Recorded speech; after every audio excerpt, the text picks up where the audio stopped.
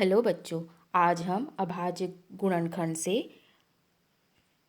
पूर्ण वर्ग संख्या तथा पूर्ण घन संख्या किस तरह से ज्ञात करते हैं सीखेंगे। तो चलिए देखते हैं। पहले तो इसके लिए अभाज्य गुणनखंड को समझना होगा, जिसके लिए हमें अभाज्य संख्या की आवश्यकता होगी। अभाज्य संख्या क्या होती है? अभाज्य संख्या अभाज्य संख्या वह संख्याएं हैं जो एक तथा स्वयं से ही विभाजित हों।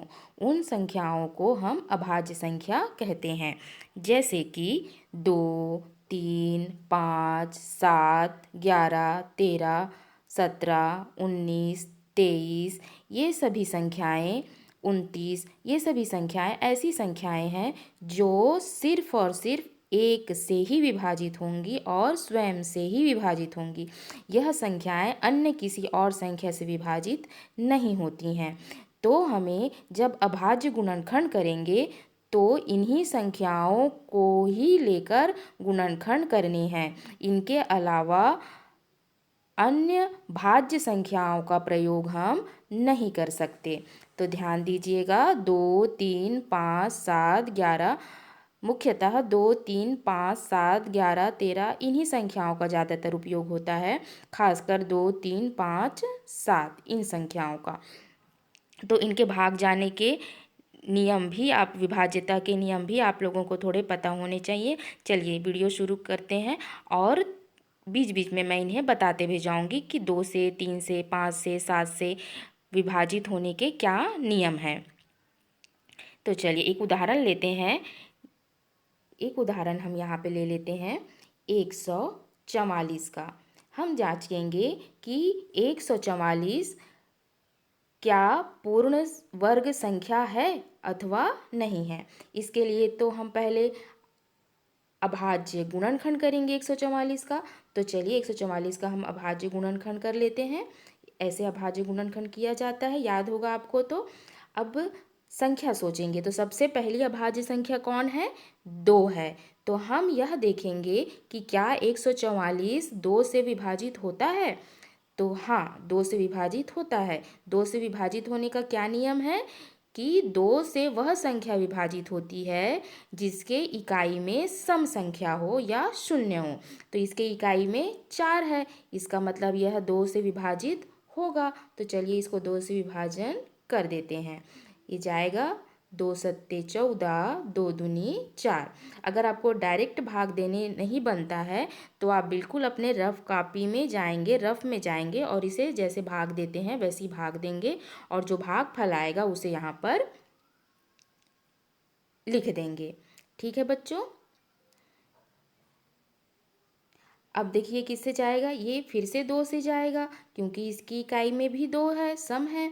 तो ये जाएगा 2 तिया 6 और 7 में से 6 घटाएंगे तो 1 बचेगा और 2 को नीचे उतारेंगे तो 12, 2 छक्के 12। अब बिल्कुल इसको रफ में करेंगे, शेषफल पूरा पूरा 0 हो जाता है। अब फिर की किससे जाएगा? 2 से जाएगा कि सम है संख्या इकाई में। 2 एकम 2, 2 अट्ठे 16। फिर ये किससे जाएगा? 2 निया 18। अब इसको 9 को मैं यहाँ पे लिख देती हूँ, मुझे पास नीचे जगह नहीं है। तो 9। अब ये 9 किससे जाएगा? क्या ये 9 2 से जाएगा? नहीं जाएगा। तो हम अगली संख्या अभाज्य संख्या देखेंगे। तो 2 के बाद कौन था अभाज्य संख्या? 3 था। तो क्या 9 3 से जाता है? तो हाँ, 9 3 से जाता है। इसका मतलब हम 3 से दे देंगे इसे भाग। 3 त्रिक 9। अब ये 3 किससे जाएगा? तो 3 से जाएगा। 3 एकम 3। अब देखिए हमारे पास 1 प्राप्त हो गया। तब हम यहाँ पे विभाजित करना, गुणनखंड करना बंद कर देंगे। यह प्रक्रिया तब तक करते हैं जब तक हमें 1 प्राप्त ना हो जाए। तो इस तरह से हम अभाज्य गुणनखंड करने के बाद हमारे पास क्या क्या गुणनखंड प्राप्त हुए 144 के। देखिए इन सारे अभाज्य संख्याओं को लिख लेते हैं गुणा करते हुए। 2 गुणित 2 गुणित 2 गुणित 2 गुणित 3 गुणित 3।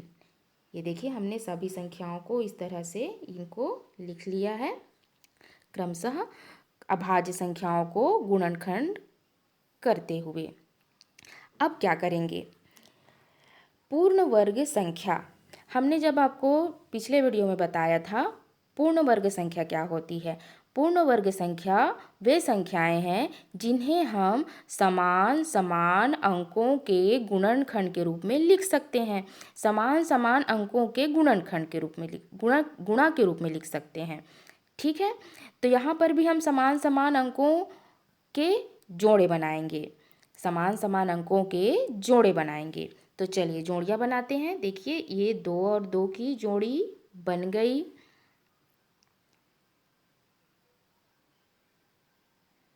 ये देखिए 2 और 2 की जोड़ी बन गई। यहाँ पे देखिए ये 2 की भी जोड़ी बन गई।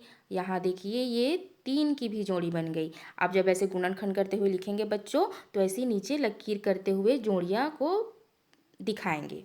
ठीक है, तो देखो सब की जोड़ी यहाँ पर बन गई। तो पूर्ण वर्ग संख्या यही तो कहती है जोड़ी बनने चाहिए, वो चाहे वो कितने भी जोड़ियाँ हो सकती हैं। तो हमने यहाँ पर जोड़ियाँ बना ली। तो पूरी पूरी जोड़ियाँ बन गई गुणनखंडों की, इसलिए हम कहेंगे 144 पूर्ण वर्ग संख्या है। 144 पूर्ण वर्ग संख्या है। ठीक है, अब एक और उदाहरण देख लेते हैं।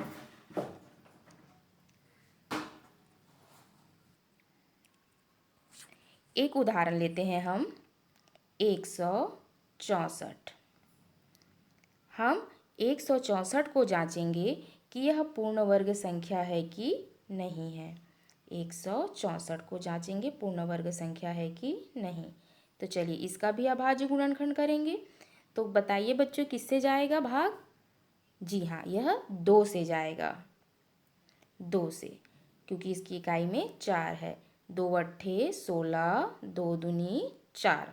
अब किससे जाएगा? पुनः 2 से जाएगा। 2 चौक 8, 2 एकम 2, 41। अब ये किससे जाएगा? 2 से जाएगा क्या? नहीं, नहीं जाएगा यह 2 से, क्योंकि इसकी इकाई में 1 है। तो अगली अभाज्य संख्या सोचते हैं 3। क्या यह 3 से जाएगा? 3 से विभाजित होगा कि नहीं, इसके जांचने का क्या नियम है? तो 3 से विभाजित होने का क्या नियम है? हम जितनी संख्याएं होती हैं उन्हें अलग अलग जोड़ देते हैं। तो 41 में 4 और 1 को अलग अलग करके जोड़िए, तो कितना आएगा? 5। और ये प्राप्त हुआ योगफल 3 से विभाजित होना चाहिए। तो क्या 5 3 से विभाजित होता है? नहीं होता है। ये 5 3 से विभाजित नहीं होता, अतः 41 भी 3 से विभाजित नहीं होगा। ठीक है, तो 3 भी नहीं मिला हमें। 5 से होगा क्या विभाजित? 5 से भी नहीं होगा, क्योंकि इसकी इकाई में 0 नहीं है और 5 नहीं है, अतः यह 5 से विभाजित नहीं होगा। 7 से विभाजित होगा क्या? 7 का पहाड़ा ही देख लेते हैं। 7 के पहाड़े में तो यह नहीं आता। इसका मतलब यह है, असल में क्या है कि यह 41 स्वयं में एक अभाज्य संख्या है। 41 अपने आप से ही भाग जाता है और किसी से भाग नहीं जाता, अतः यह 41 से ही भाग जाएगा। 41 एकम 41। अब हमें 1 प्राप्त हो गया। तो 164 के हमें क्या क्या गुणनखंड प्राप्त हुए, चलिए देख लेते हैं। इन संख्याओं को लिख लिया जाए। 2 गुणित 2 गुणित 41, 2 गुणित 2 गुणित 41। अब क्या करते हैं? जोड़ियाँ बनाते हैं। चलिए जोड़ियाँ बनाइए। 2 और 2 की जोड़ी बन गई, बिल्कुल 41। क्या 41 की जोड़ी बनी? नहीं बनी। 41 बेचारा अकेले रह गया, 41 की जोड़ी नहीं बनी। अतः हम कहेंगे 164 पूर्ण वर्ग संख्या, ऐसा लिखना है हमें, पूर्ण वर्ग संख्या नहीं है। 164 पूर्ण वर्ग संख्या नहीं है। और कारण देंगे। कारण यह है क्योंकि गुणनखंड करने के बाद 2 की जोड़ी तो बनी, किंतु 41 की जोड़ी नहीं बनी। अब कारण क्या देंगे? आप ऐसे लिखेंगे पूरा कारण। कारण है कि यहाँ दो दो की जोड़ियाँ तो बनी किंतु 41 की जोड़ी नहीं बनी। या एक लाइन में आप लिख सकते हैं 41 की जोड़ी नहीं बनी, इसलिए 164 पूर्ण वर्ग संख्या नहीं है। चलिए अब इसके आगे एक्स्ट्रा जो सवाल आपको जानने चाहिए उसको थोड़ा देख लेते हैं। ये जैसे हमने प्रश्न लिया है, वह छोटी से छोटी संख्या ज्ञात कीजिए जिसका 200 से गुणा करने पर गुणनफल पूर्ण वर्ग बन जाए। वह छोटी से छोटी संख्या ज्ञात कीजिए जिसका 200 से गुणा करने पर गुणनफल पूर्ण वर्ग बन जाए। मतलब 200 का सबसे पहले तो हमें गुणनखंड करके देखना पड़ेगा कि क्या इसमें कमी है जिसके कारण यह पूर्ण वर्ग नहीं है। तो चलिए 200 का हम गुणनखंड करते हैं। 200 का हम गुणनखंड कर लेते हैं। ये किससे जाएगा? 2 से, 2 एकम 2, 2 शून्यम शून्य, फिर किससे जाएगा? 2 से, फिर ये किससे जाएगा? 2 से, फिर ये किससे जाएगा? 5 से जाएगा। ये 5 पंचे 25, और ये 5 किससे जाएगा? 5 एकम 5। ठीक, तो हमने 200 के क्या क्या गुणनखंड निकाल लिए? 2 गुणित 2 गुणित 2 गुणित 5 गुणित 5। इस तरह से हमने गुणनखंड निकाल लिए। अब जोड़ियाँ बनाते हैं। तो जोड़ियाँ देखो बच्चों क्या क्या बनी। ये 2 2 की जोड़ी बनी और ये 5 5 की जोड़ी बनी। ये 2 तो बेचारा फिर अकेले रह गया। इस 2 की जोड़ी नहीं बनी। तो ये जोड़ी नहीं बनी है, इसी कारण से 200 पूर्ण वर्ग संख्या नहीं है। तो आपको ऐसा नहीं लग रहा होगा कि यदि इस 2 के पास भी एक 2 होता तो जोड़ी बन जाती। तो क्या हम इस 2 को एक और 2 से गुणा करते हुए ऐसे लिख दें तो ये अब देखो, अब ये पूरी जोड़ियाँ बन जाएंगी। ये 2 2 की जोड़ी, ये 5 5 की जोड़ी और ये 2 2 की जोड़ी। अगर यहाँ पर एक 2 का गुना और हो जाता तो ये 200 पूर्ण वर्ग संख्या बन जाता। इसका मतलब किसकी कमी रह गई थी गुणा करने के लिए? 2 की कमी रह गई थी। अतः वह छोटी से छोटी संख्या कौन है? 2 है, जिसे गुणा करने पर गुणनफल जो होगा वो पूर्ण वर्ग संख्या होगा। तो 200 में किसको गुना कर दिया जाए? ये 2 का गुना कर दिया जाए तो प्राप्त हुआ गुणनफल पूर्ण वर्ग संख्या होगा। चाहे तो आप इसे 400 को ऐसे ही जांच कर देख सकते हैं गुणनखंड करके। तो ये जो 400 है ना बच्चों, वो पूरा जोड़ी लेके आएगा। ठीक है, तो वह छोटी से छोटी संख्या क्या है? 2 है। इस तरह से हम कमियों को देखते हैं। चलिए अब आगे देख लेते हैं पूर्ण घन संख्या। क्या है पूर्ण घन संख्या? पूर्ण वर्ग संख्या जब हमने पढ़ा था तब हमने आपको बताया था कि किसी संख्या का गुणनखंड करने पर जोड़ियाँ बनाते हैं और जोड़ी बन गई तो हम कहते हैं पूर्ण वर्ग संख्या है। पूर्ण घन संख्या में क्या करते हैं? हम गुणनखंड करने के बाद त्रिक बनाते हैं। क्या बनाते हैं? त्रिक। मतलब समान समान अंकों को गुणा करना है 3 बार, त्रिक बनाना है। तो चलो एक उदाहरण ले लेते हैं हम। जैसे एक उदाहरण ले ले 8।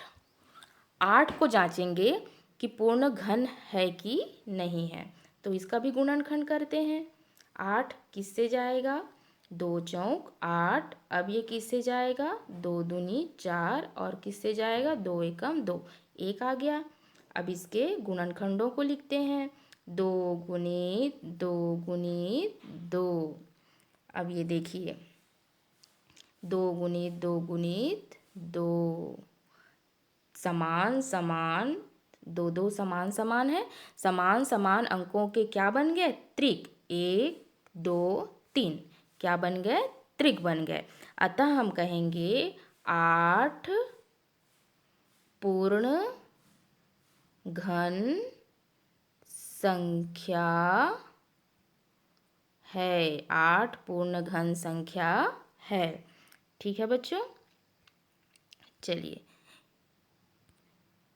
एक और उदाहरण देख लेते हैं। जैसे हम एक उदाहरण लेते हैं 64। 64 को जांचेंगे यह पूर्ण घन है कि नहीं है। तो इसका भी गुणनखंड करते हैं।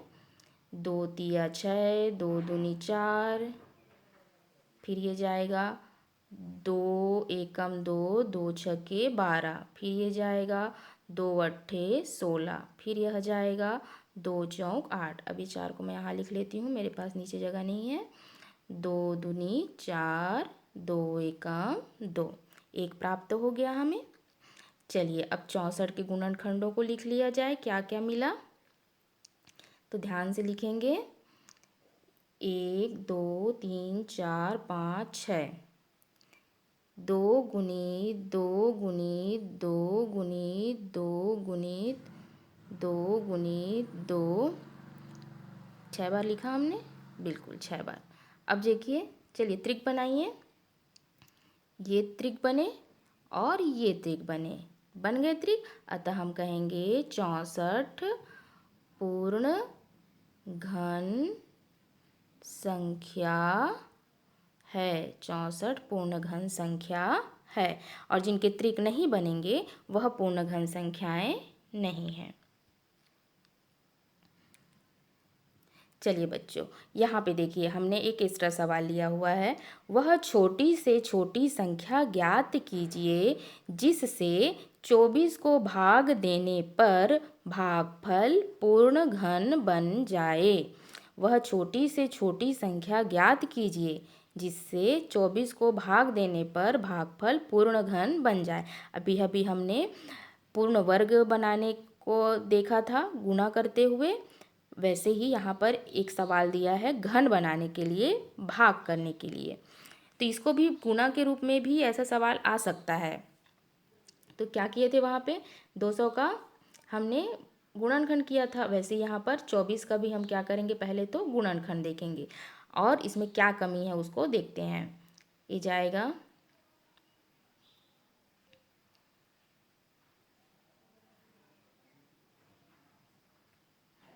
चलिए अब इसके गुणनखंडों को लिखते हैं। 24 के क्या क्या प्राप्त हुए, 2 गुणित 2 गुणित 2 गुणित 3, ये प्राप्त हुआ।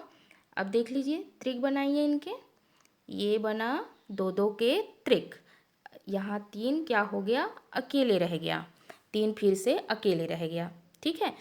अब यहाँ पे गुणा करने बोलता, यहाँ पे भाग ना बोल के गुणा करने बोलता तो हम क्या कर देते, यहाँ त्रिक बनाने के लिए 2 और 3 की कमी थी तो 2 और 3 का हम क्या कर देते, गुणा कर देते। लेकिन यहाँ पे कह रहा है भाग करने पर, तो हम किसका भाग करेंगे कि त्रिक बन जाए पूरा पूरा।